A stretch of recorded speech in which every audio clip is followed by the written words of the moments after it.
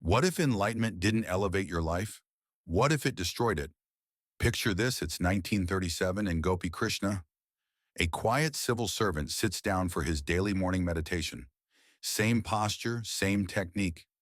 Same time after 17 years, it's become as habitual as brushing your teeth. No psychedelics, no rituals, no guru, whispering mantras in his ear, just stillness. But that morning, something inside him snapped.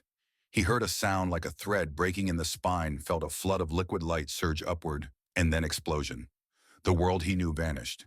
He said, I was no longer a small point of awareness confined in a body, but a vast circle of consciousness. It sounds like bliss, but it wasn't. When he returned, the horror began. Emotions disappeared. Food made him nauseous. Sleep became impossible. His body felt like molten metal coursing through vulnerable veins. For 12 years, he lived in a private hell, unseen, unheard, and completely misunderstood. This isn't a feel-good tale of mystical light and cosmic love. It's a warning what happens when enlightenment arrives without your consent. Flash forward to today, and enlightenment is just another product packaged, marketed, and sold like a weekend temp upgrade. No need for mountain retreats or inner turmoil. You just need a high-vibe playlist, a weekend workshop, and someone to activate energy with a confident smile. It looks attractive and controlled, but beneath the polish is a mess far riskier than the spiritual marketplace will admit.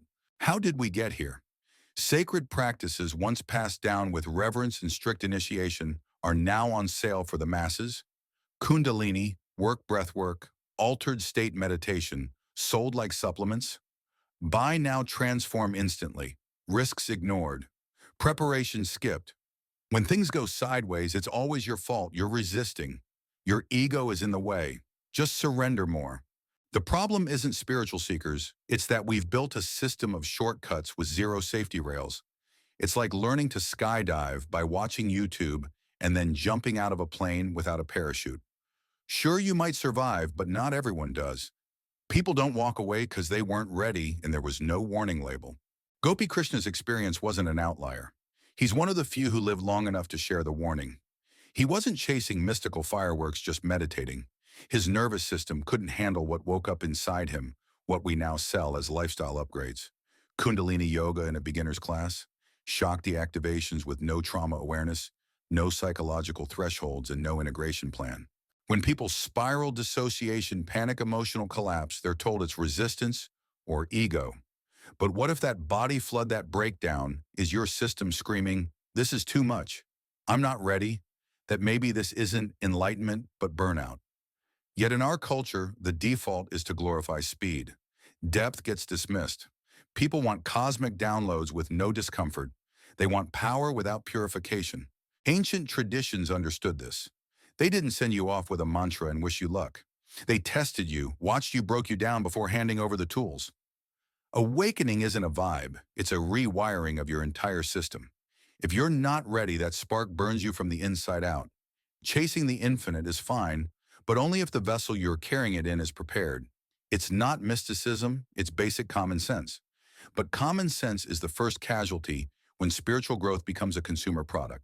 Influencers confuse confidence with qualification. Retreats sell initiation without integration. Students spiral and teachers vanish. Blame gets passed and the cycle continues. This isn't anti-awakening, it's a caution about speed. Depth can't be rushed. Preparation isn't optional. Consciousness doesn't bow to your schedule. Real spiritual work doesn't happen on retreat. It happens inside your nervous system, and that system carries limits. The ancients compared spiritual energy to fire lightning floods for a reason. These are metaphors rooted in physiological truth. Awakening is electricity, a high-voltage current moving through the most vulnerable wiring in your body or nervous system. If the wiring isn't reinforced, if your emotional, psychological, and physiological plumbing isn't cleared, what's meant to bring illumination becomes combustion. Gopi Krishna wasn't reckless or chasing thrills. Disciplined and consistent, he meditated quietly for nearly 20 years. But when his kundalini rose, his system short-circuited. Sleep, appetite, connection all gone. His family left behind. His body consumed by fire. This wasn't metaphor, it was biological trauma triggered by metaphysical force, and it happened because his system wasn't prepared to hold that voltage. Modern spirituality ignores the body. It's easier to sell light than wiring. Every teaching talks about consciousness, vibrations, dimensions, but rarely about the nervous system that carries it. Bypass that, and you overload the circuit. Ancient yogis didn't leap to awakening. They built up physical cleansing, dietary discipline, breath control, posture training, because they knew the body was the container, not a bonus feature. Today, the nervous system is an afterthought. React poorly and they say push harder, resist less, surrender more. What if it's none of those things? What if the body is telling you the truth? This is too much. You weren't ready. Shakes, panic, insomnia. Emotional deadening, they're not proof of progress. They might be warnings. If your body, your system can't handle the load, nothing spiritual will fix that. You wouldn't send electricity through a thin copper wire and expect no melt. So why expect your fragile, overstressed nervous system to carry infinite consciousness? This isn't fear-mongering, it's honesty. Light without foundation becomes a wrecking ball. Those who romanticize spontaneous kundalini ignorantly call it beautiful, but when activation happens without preparation, it's often terrifying.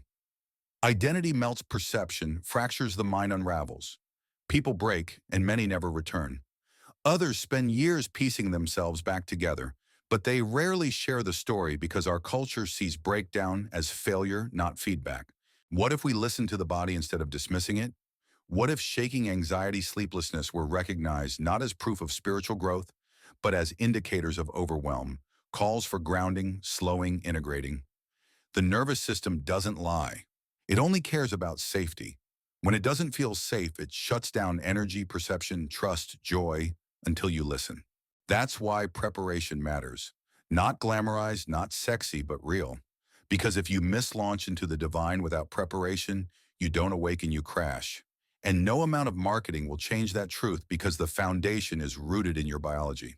If spiritual teachers ignore your distress, push you past your edge, praise your breakdown as deep release, that's not guidance, it's malpractice disguised in a guru smile.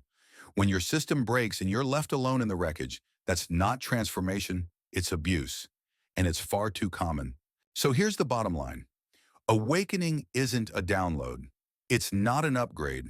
It's not a weekend event. Awakening is a restructuring of your being. It requires time-body integration, respect, and deep listening.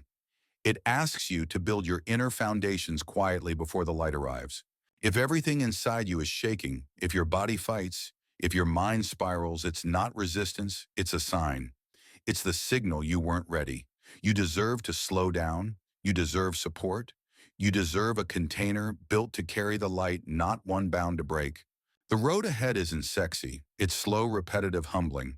It's temple strength rather than spotlight performance. But when you build it brick by brick, you create a vessel that doesn't just withstand the light, but holds it, channels it, becomes it. We've confused awakening with aesthetics. Think about how often you see it beautifully lit Instagram photos of someone meditating on a mountain, soundtracked by an ambient drone, and sprinkled with hashtags like Wurchamar, higher frequency, and divine flow. It looks clean, it looks peaceful, but it's curated.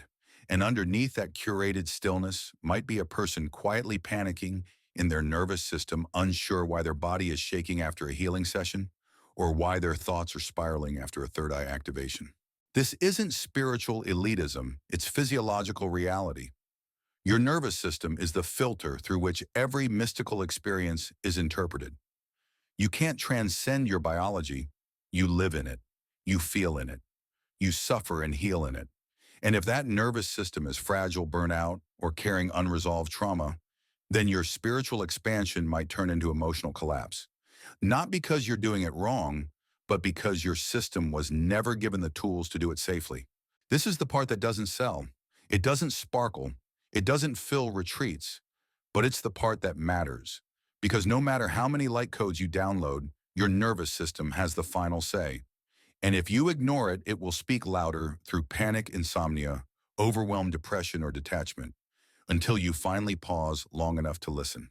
But instead of listening, the modern spiritual marketplace teaches you to override it. If you're tired, you're told to raise your vibration. If you're overwhelmed, you're told to surrender more. If you break down, you're told it's an ego death. These aren't insights. They're spiritual gaslighting. And they rob people of the clarity and care they actually need. Because real teachers don't push you past your limits and call it growth. Real teachers don't hand you the equivalent of energetic TNT without checking if you know how to hold a lighter. Real teachers don't mistake breakdowns for breakthroughs just because it fits the branding. And yet this is what we see. Constantly. Breathwork sold as ecstasy. Energy healing marketed like a shortcut. One-touch activations that promise awakening but come with zero context. The result, more and more people are destabilized and shamed for it, told that their pain is a sign of resistance, that they're not spiritual enough, that their mind is the problem.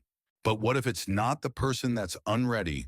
What if it's the method that's irresponsible? What if our obsession with drama and speed is keeping us from actual transformation? Because transformation isn't a one-time event. It's not something you check off a spiritual to-do list. It's a long, quiet, often boring process of becoming more yourself. Not more spiritual, not more enlightened, more human. That's the irony. The more advanced you become, the more rooted you need to be in your body, in your breath, in the basics. The more your heart opens, the more grounded your feet need to be. The higher the energy, the deeper the roots. And if you skip that rooting phase, your entire system is going to feel like it's flying apart when the pressure hits. Because consciousness isn't light and fluffy. It's heavy. It pushes against every weak point, every trauma, every lie you've told yourself, every part of you that still clings to illusion. It doesn't just illuminate the good, it exposes the cracks. And if those cracks aren't reinforced, if your system isn't prepared, it doesn't matter how sincere you are, it will break you. This is what Gopi Krishna lived through. Not as a punishment, not because he was spiritually inferior, but because his body wasn't ready. His mind wasn't trained to handle the psychic pressure. His energy channels weren't cleared or prepared. And once the flood came, there was no off switch, no guide, no map, just chaos. Imagine living like that for years, not understanding what's happening, no one to validate your experience, people telling you you're chosen, that this is a blessing, that you should be grateful while your body burns and your mind fractures. This is what's happening to thousands of people today.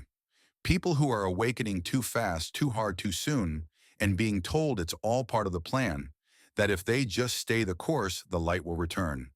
But what if that light wasn't meant to come yet? What if the system is signaling, not now, but the marketplace keeps saying push harder?